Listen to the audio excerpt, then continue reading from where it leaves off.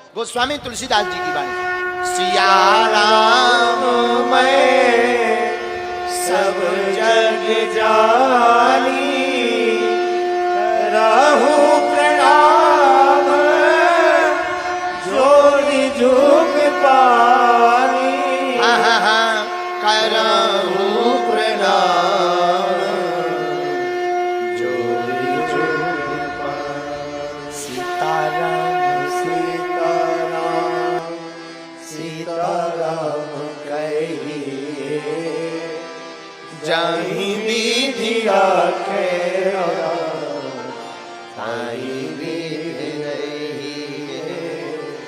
सीताराम सीताराम सीताराम कहिए, जाहि विधि राखे